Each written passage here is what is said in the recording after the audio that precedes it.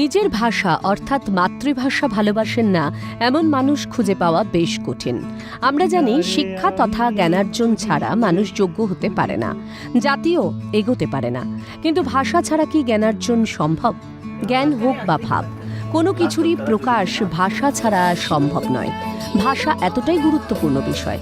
আর নিজের মাতৃভাষা বাংলাকে গানের মাধ্যমে পৃথিবীর বিভিন্ন প্রান্তে পৌঁছে দিচ্ছেন রিমু নজরুল। তবে শুধুই নিজের মাতৃভাষা নয়, ভাষার প্রতি ভালো লাগা থেকেই এক নয় দুই নয়, কমপক্ষে ৮৮টি ভাষায় গান গাইতে পারেন রিমু।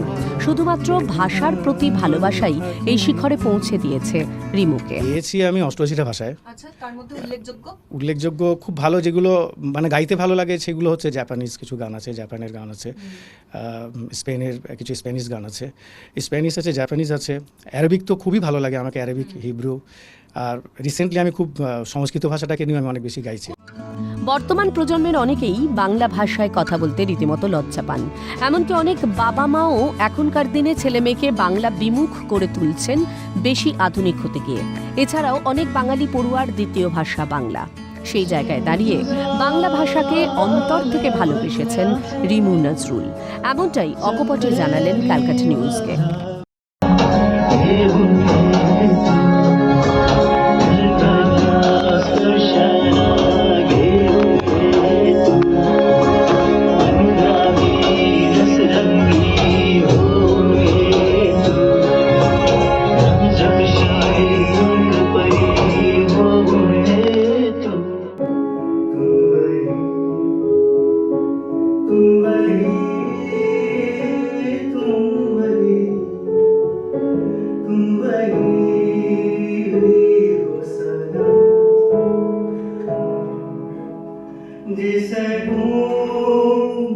একসময় বহু স্বনামধন্য মুম্বাইয়ের শিল্পীদের সঙ্গে কাজ করেছেন রিমু নজরুল।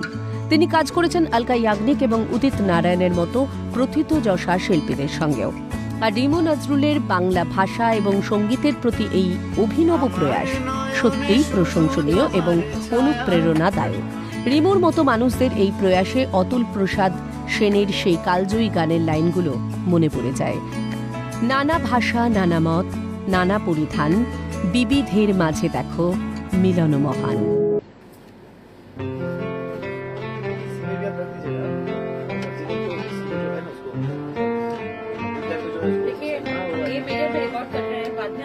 নিশতি রাতে তোমার ছায়াতে যদি রঙিন প্রেমের রঙে লেগে যায়, নিশতি রাতে তোমার ছায়াতে যদি রঙিন প্রেমের রঙে লেগে যায়, ভাসে ভালোবাসার তরি ওগো প্রেমের সাগরে, মনের ভাষায় চোখের ইশারায় তুমি দিও গো সারা করে ইশারা, ভাসুক মিলন তরি প্রেমের মোহনা। রিমু নজরুলের সঙ্গে আপনাদের পরিচয় তো করালাম।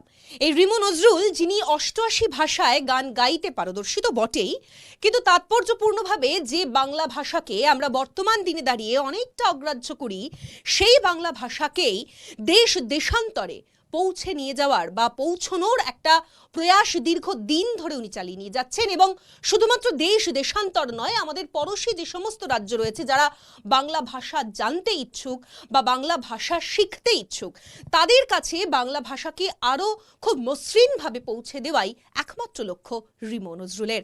ক্যামেরায় সুরজিৎ প্রামাণিকের সঙ্গে অভিরূপা সাহা, ক্যালকাটা নিউজ, কলকাতা।